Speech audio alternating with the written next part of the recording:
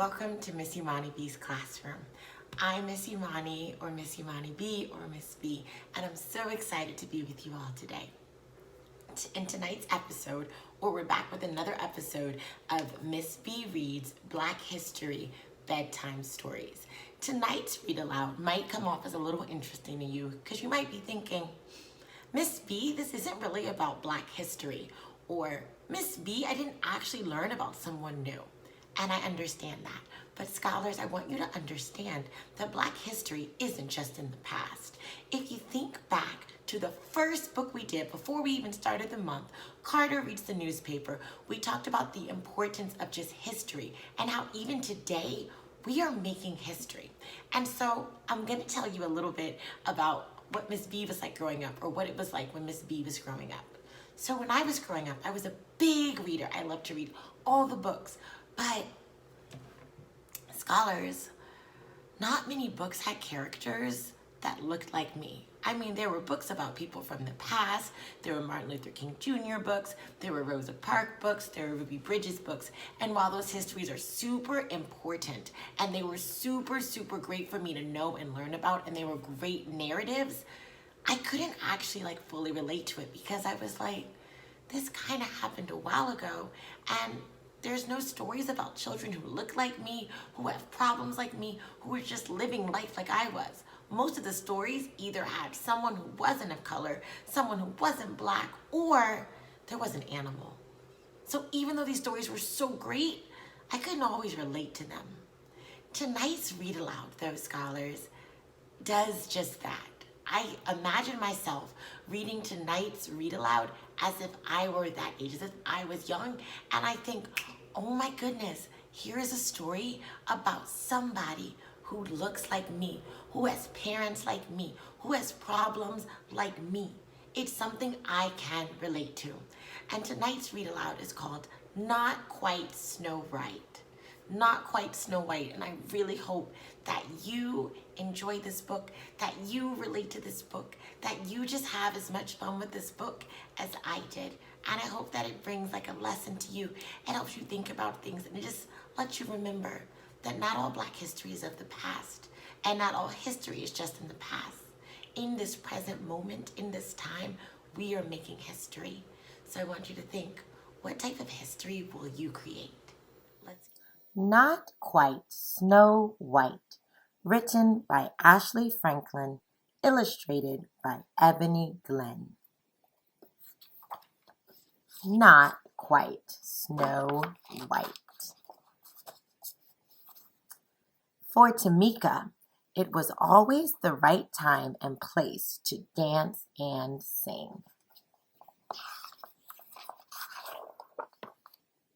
Tamika had a hip-rolling happy dance, a swayful sad dance, a stomping mad dance, and a hair-flicking just because she felt fabulous dance. She sang high with the tweeting birds and low with the croaking frogs. She always shared her love of music and movement with an audience, stuffed and unstuffed. Tamika loved the stage. It was her perfect place. She was the star of every show, and she loved every show that she starred in. She had been a cucumber, a space cowgirl, a dinosaur, and her favorite part, a singing mermaid. On stage, Tamika felt like she could be anything or anyone she wanted to be. But she had never been a princess. Now she would finally have her chance. Tamika was so excited that she went to both days of auditions for the Snow White musical. On the first day, she arrived super early. She helped friends with their lines, kept count for the dancers, and shooed butterflies from nervous tummies so songs could be sung.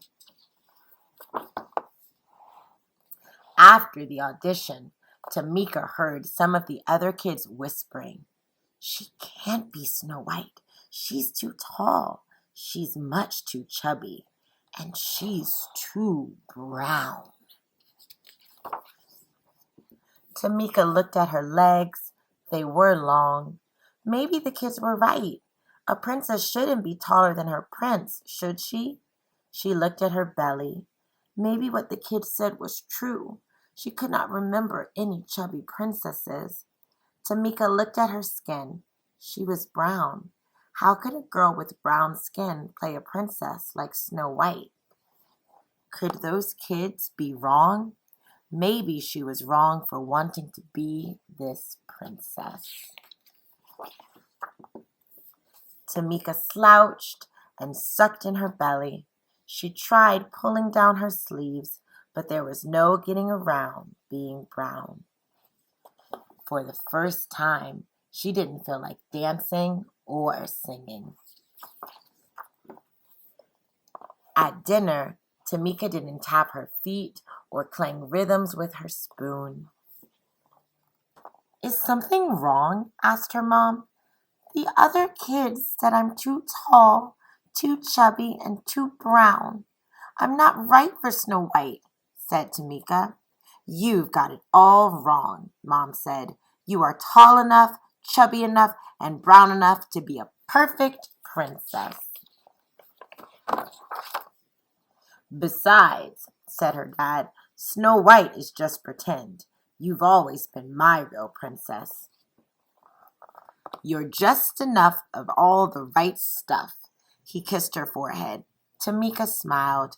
Maybe her parents were onto something. At the audition the next day, Tamika watched all the other kids get on stage and do their best.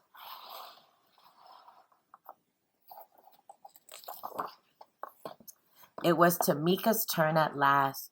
She remembered what her parents had said, but her long legs were still a little jittery. She closed her eyes and imagined she was singing and dancing for her favorite audience of friends, stuffed and unstuffed. Then she remembered the joy she felt when performing. Tamika knew she could do it. And she did. She shone like the star she was. She could act, she could dance, she could sing. She loved herself as much as she loved music and movement.